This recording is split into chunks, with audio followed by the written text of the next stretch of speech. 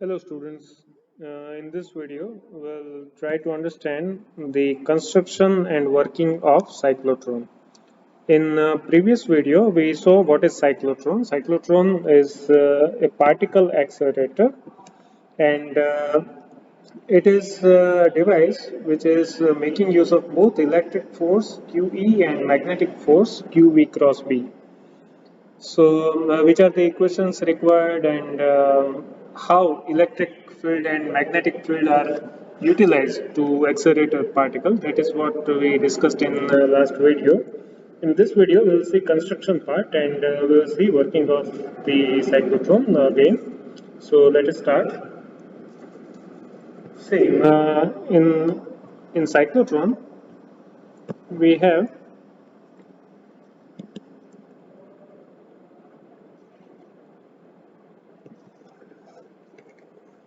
a cylinder which is divided into two parts. So actually you have such two parts of cylinder and then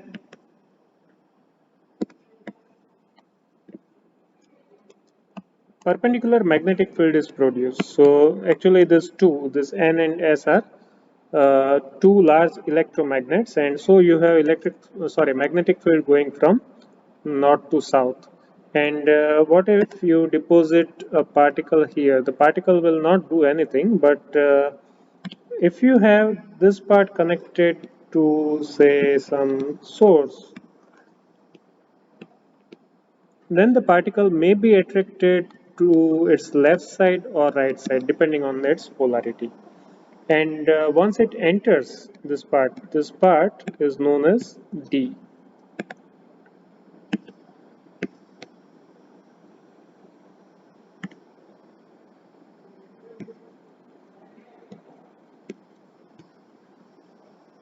So once the particle enters this D, the magnetic force starts acting on. And what is the role of magnetic force? Magnetic force will send the particle back. And by the time this alternating source will change its polarity, so the particle will be attracted in opposite direction. There again magnetic force will send it back. And that is how it will execute spiral shape path of its motion. Okay. And what is happening in this region, middle region? As explained earlier, in middle region there is electric field prevailing because of this alternating source, and so it is gaining speed. So a cyclotron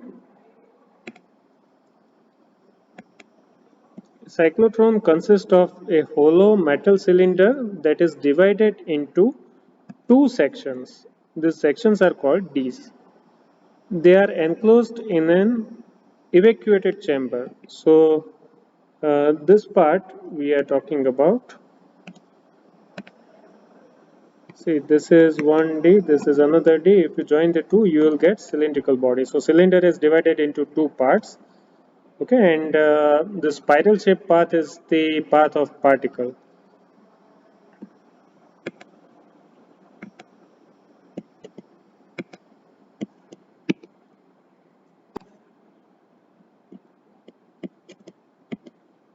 A strong magnetic field is applied perpendicular to the particle to the two Ds where particle is going to move, and the two Ds are connected to source of high frequency as shown in figure. What is the purpose of source of high frequency? This is the source of high frequency. So what it does, the high frequency source will change polarity of these two parts which are acting as anode and cathode, and so the particle will be attracted towards left side or right side depending on its polarity. And once it enters this region, D region, the D region will send it back because recall the role of F is equal to QV cross B. What it does, this force will change the direction, and ultimately the path will be semicircular. So when the power is switched on, the charged particle placed at the center of cyclotron experiences force QE and hence it is accelerated towards one of the Ds. What happens inside the D? As soon as the particle enters one of the Ds, it experiences magnetic force QVB, and the magnetic force does not increase the speed of the particle but changes its path. So electric force is increasing speed, magnetic force is changing only path. The charged particle exhibits semicircular path under the effect of magnetic force and enters the region between the two Ds. It means that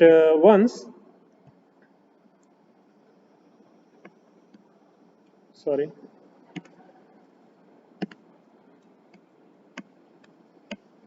suppose if we take top view, once the particle enters into this region, magnetic force gives it semicircular path, it comes here.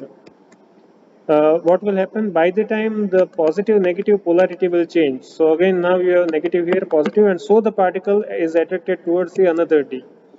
What happens inside the second D? Again its path will be semicircular. Again when it appears at this point, the polarity is altered and again it will start moving here.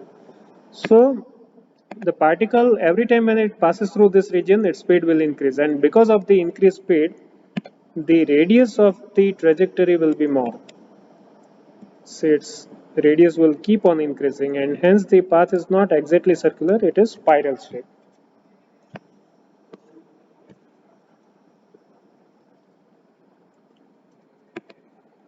So by the time the particle traces semicircular path and appears in the middle region, the AC source changes its polarity and hence the particle gets attracted towards the other D.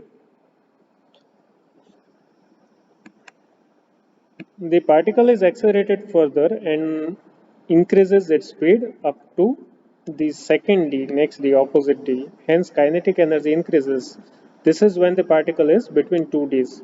Its speed increases because of electric force.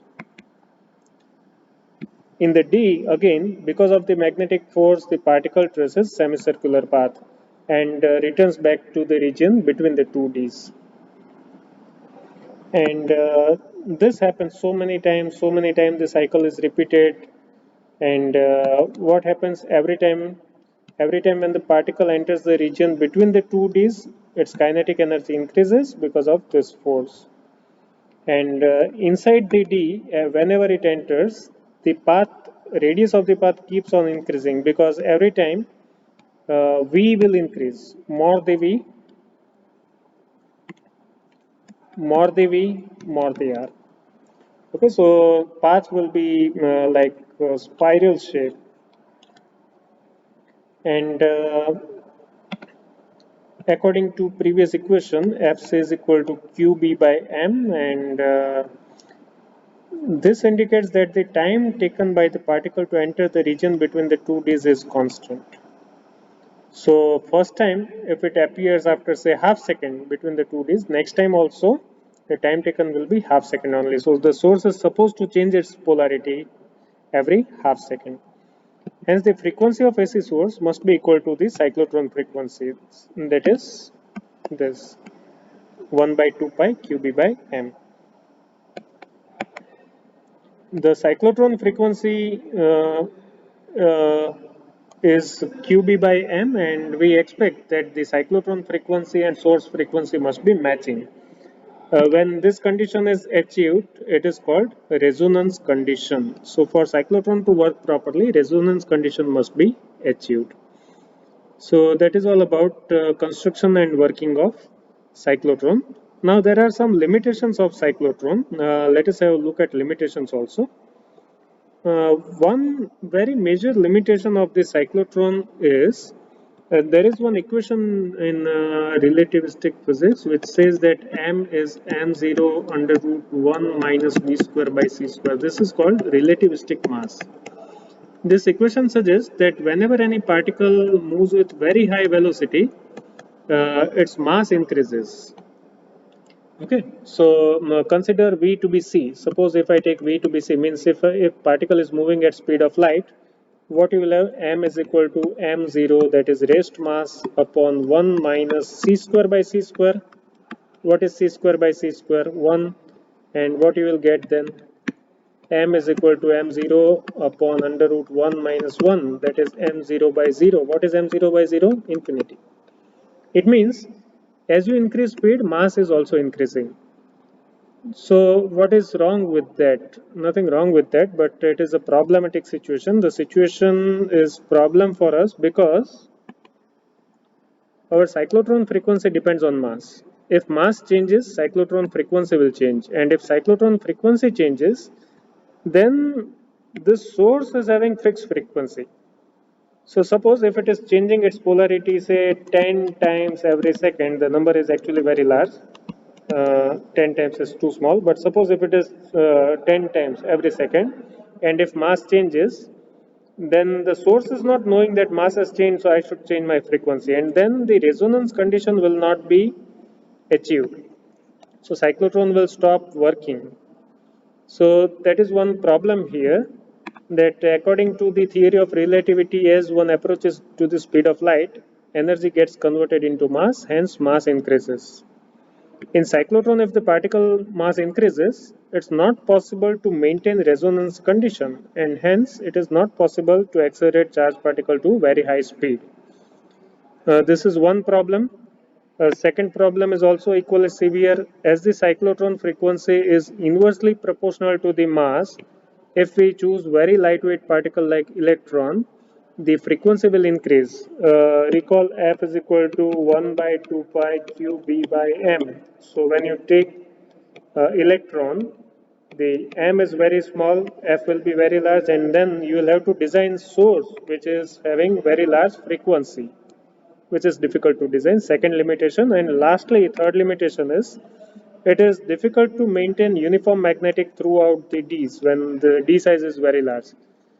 We want very large velocity. To have very large velocity, we need the particle to move in this region multiple times. So more the rotation, larger the D size we need. But in larger D, we need to maintain uniform magnetic field also, which is not very easy. It is very challenging job. So that is third limitation of cyclotron. So these three are the limitations of cyclotron, and within this limitation we have to work. So that is all for now. I hope you could understand. Thank you.